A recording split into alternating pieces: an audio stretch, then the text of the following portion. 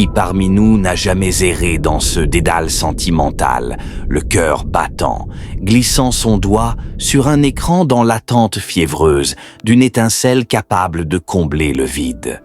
L'espérance nous soulève, la désillusion nous laisse pantelants, comme si la mer jouait avec nos côtes intérieures. Et puis vient ce creux abyssal.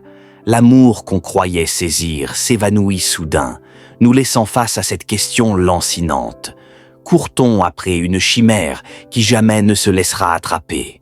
Aujourd'hui, je voudrais vous offrir une autre histoire, une vision plus calme, plus profonde, qui ne naît ni des notifications, ni des profils éclairés à la lueur bleue, mais qui germe à l'intérieur de soi, prête à éclore quand on accepte enfin de regarder en face sa propre lumière.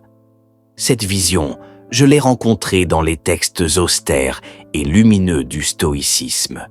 Je n'ai qu'une seule requête: restez jusqu'au bout.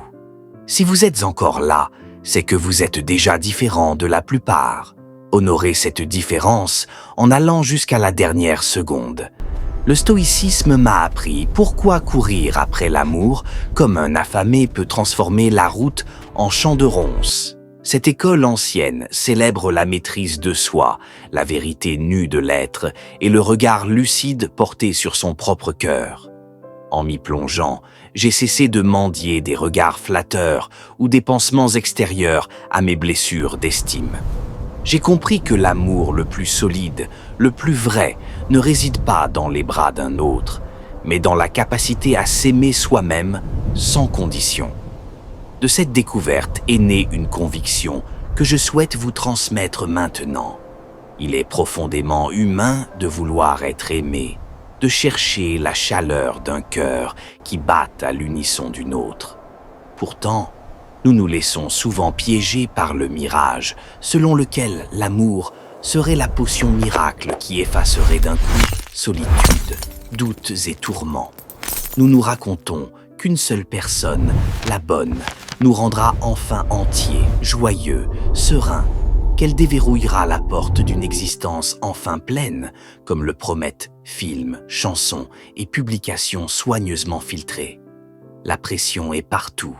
Famille, amis, réseaux, tous semblent répéter qu'il manque quelque chose d'essentiel tant qu'une moitié ne nous a pas rejoints. Et pourtant, même au creux des bras les plus tendres, les tempêtes continuent de gronder. Les rêves trop parfaits finissent en éclats et l'on se surprend parfois à chercher encore, alors même qu'on n'est plus seul. Les stoïciens le répètent avec une douceur implacable. Ce qui nous blesse n'est pas la réalité, mais l'idée que nous nous en faisons. Croire qu'un autre peut porter la responsabilité de notre paix intérieure est une illusion lourde de conséquences. Épictète disait, avec cette clarté qui tranche, ne demande pas que les événements arrivent comme tu le veux. Accepte-les tels qu'ils arrivent et tu seras heureux. L'amour est un joyau précieux, oui, mais il n'est pas la réponse à toutes les énigmes de l'existence. Le contentement durable naît d'abord de la discipline intérieure, de la sincérité envers soi et de l'habitude de se contempler sans phare. Combien de fois nous sommes-nous retrouvés assis à côté de quelqu'un tout en étant ailleurs, prisonniers d'hier ou suspendus à demain? Revenir au présent, c'est choisir de poser à nouveau les pieds sur la terre ferme. Le moment présent est le seul terrain où la vie se joue réellement. Le passé est gravé, l'avenir voilé. Seul l'instant nous appartient. Habiter pleinement le maintenant transforme tout. Un repas devient une fête. Un rire résonne plus loin. Une caresse prend une profondeur nouvelle. Dans nos liens, surtout quand on cherche l'amour véritable, la présence est la condition sine qua non. Comment créer quelque chose de vrai si notre esprit vagabonde?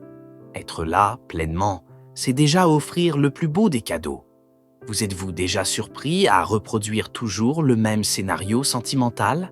À vous demander pourquoi les histoires finissent, même quand vous aviez tout donné?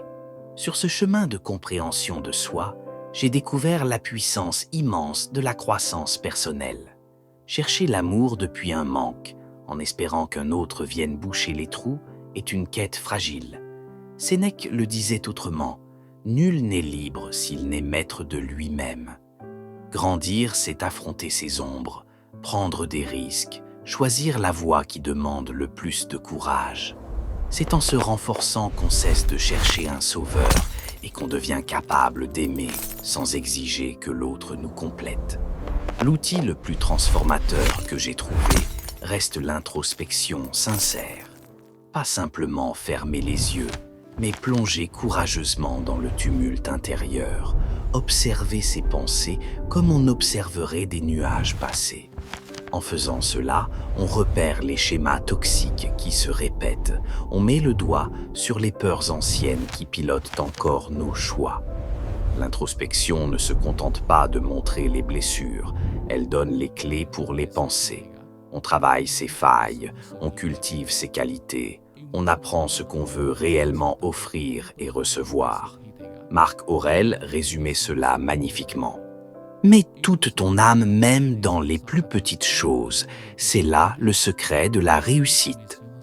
Du point de vue stoïcien, devenir un homme accompli, c'est s'engager chaque jour à polir son caractère, à forger une discipline de fer et une résilience paisible, sans attendre d'autrui ce qu'on porte déjà en soi. Quand on aime depuis cette plénitude intérieure, les relations qui naissent sont plus solides, plus vraies. La société nous bombarde de messages. Sois plus grand, plus musclé, plus drôle, plus riche, plus populaire. Sinon, tu finiras seul. On intègre que l'amour se mérite en remplissant des cases. Résultat, une course effrénée où l'on oublie l'essentiel, s'accepter tel qu'on est. Le stoïcisme pose une autre pierre angulaire. L'acceptation de soi est la source de toute sérénité. Sénèque encore. La vie est longue si tu sais en user. Le plus riche est celui qui se contente de son lot. Quand on cesse de se mesurer aux autres, on éteint l'angoisse de ne pas être assez. On embrasse ses forces et ses faiblesses comme on embrasse un vieil ami. Cette paix-là rend l'amour possible sans en faire une nécessité vitale. L'indépendance émotionnelle est l'autre pilier. Chercher quelqu'un pour nous compléter nous rend vulnérables au premier silence, au premier doute. Les stoïciens nous invitent à rester souverains de notre cœur. Méditer, pratiquer la pleine conscience, observer ses émotions sans s'y noyer. Voilà les armes qui nous gardent libres. On apprend à savourer la compagnie sans en devenir dépendant. L'indépendance n'isole pas. Elle rend les liens plus sains, car on choisit d'être avec l'autre, pas d'avoir besoin de lui. La communication, enfin, est l'art le plus précieux. Écoutez vraiment, parlez vrai, avec patience et respect. Épictète rappelait qu'on nous a donné 2 oreilles et une seule bouche pour une raison. La patience stoïcienne enseigne aussi que l'amour véritable ne se force pas, il mûrit à son rythme. Marc Aurèle ajoutait « Rien n'arrive à l'homme que la nature ne l'ait rendu capable de supporter. » Essayer de plaire à tout le monde est le plus sûr chemin vers la perte de soi. Les stoïciens nous rappellent que nous ne contrôlons ni les cœurs, ni les jugements des autres, mais seulement notre propre droiture. Quand on cesse de mendier l'approbation, on attire ceux qui nous aiment pour ce que nous sommes vraiment. L'authenticité est la dernière clé. Ôter le masque, oser être soi, même imparfait. Sénèque disait « Aucun homme n'est libre s'il n'est maître de lui-même ». Quand on vit sans se travestir, les relations deviennent profondes, magnétiques. On attire ceux qui voient notre lumière véritable.